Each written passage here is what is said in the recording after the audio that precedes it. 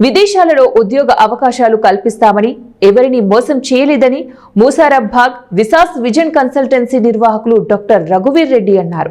శుక్రవారం మలక్పేటలో ఏర్పాటు చేసిన మీడియా సమావేశంలో ఆయన మాట్లాడారు. విద్యార్థులు తమ సంస్థపై చేసిన ఆరోపణలు వాస్తవం లేదన్నారు. ఇంటర్ ఆపై చదువుకున్న యువతులు జర్మనీ లాంగ్వేజ్ నేర్పించడానికి కన్సల్టెన్సీ ఏర్పాటు చేశామని తెలిపారు. జర్మన్ లాంగ్వేజ్ నేర్చుకుని జీవితంలో స్థిరపడిన వారు ఉన్నారని తెలిపారు.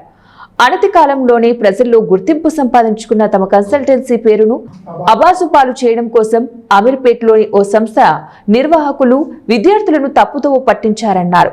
ఆరోగ్య పరిస్థితి బాగాలేదని ఇన్స్టిట్యూట్ కు రాలేకపోతున్నామని, చెల్లించిన అమౌంట్ లో 30 నుంచి 35% తిరిగి రీపేమెంట్ ఇస్తే చాలు అని అగ్రిమెంట్ రాసిచ్చి అమీర్పేటలోని సంస్థలో చేరారన్నారు. దీనికి సంబంధించిన ఆధారాలు ఉన్నాయన్నారు. విద్యార్థులు తప్పుదోవ పట్టించి లేనిపోని ఆరోపణలు చేస్తున్నారని చెప్పారు. ఎవరిని మభ్యపెట్టి తమ సంస్థలు చేర్చుకోలేదని 4 లెవెల్లో జర్మనీ లాంగ్వేజ్ లో శిక్షణ ఇస్తున్నామని చెప్పారు. విద్యార్థులను మోసం చేసి ఇబ్బందులకు గురి చేసిన అవసరం తమ సంస్థకు లేదన్నారు.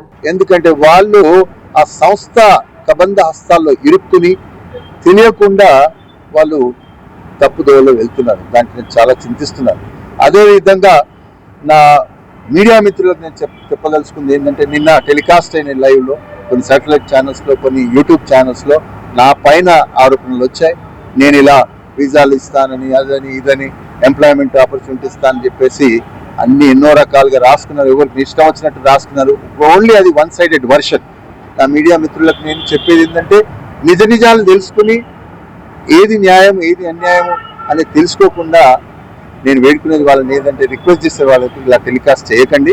ఎందుకంటే ఇప్పటివరకు మీరు ఏ సంస్థ మీదనైనా, ఏ ఇష్యూ మీదనైనా మీరు ఆరోపణలు చేసినప్పుడు ప్రత్యారోపణ ఎక్స్ప్లెనేషన్స్కి ఇచ్చే వాళ్ళు ముందుకు రారు. కానీ నేను వస్తున్నాను. ఎందుకంటే నాలో నిజాయితీ ఉంది, నాలో ట్రూత్ ఉన్నది.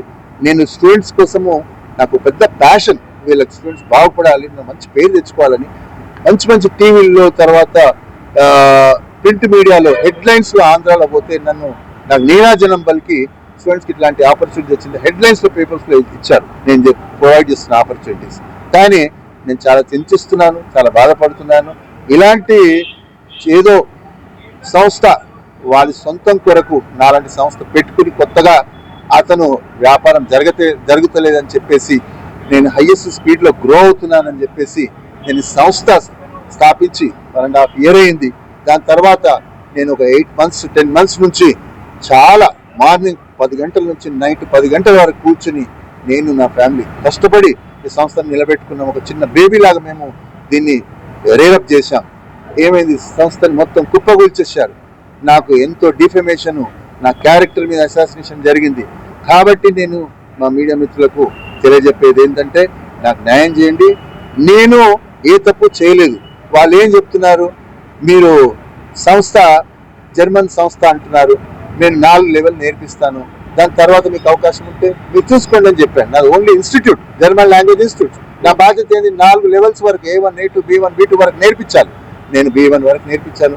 75% నుంచి 80% వరకు నేర్చుకుని, దాని తర్వాత మొత్తం తెలుసుకున్న తర్వాత రహస్యాలన్నీ మంచిగా నిష్ణాతులైన తర్వాత లాంగ్వేజ్లో లాస్ట్ లెవెల్లో తెలుసుకోకుండా వేరే సంస్థ కబంధాస్తాల్లో ఇరుక్కుని అక్కడ తక్కువలో వస్తుందని చెప్పేసి, నాకు ఎందుకు రావట్లేదు ఫైనల్ B2 లెవెల్ నేర్చుకోవడానికి కంటే మాకు ఆరోగ్యాలు బాగలేవని అందరూ ఒకే రీజన్ చెప్పడం వల్ల నాకు అనుమానం కలిగి నేను ఇన్వెస్టిగేషన్ చేస్తే ఇలా తెలిసింది నాకు. తర్వాత బాగా బాధపడ్డాను. స్టూడెంట్స్కే నష్టం జరుగుతుంది. ఎందుకంటే వాళ్ళు కంప్లీట్ చేసిపోయి పరీక్ష రాసేస్తే ఆటోమేటిక్ వాళ్ళ అవకాశం వాళ్ళకు ఉంటుంది, ఉపయోగించుకోవచ్చు.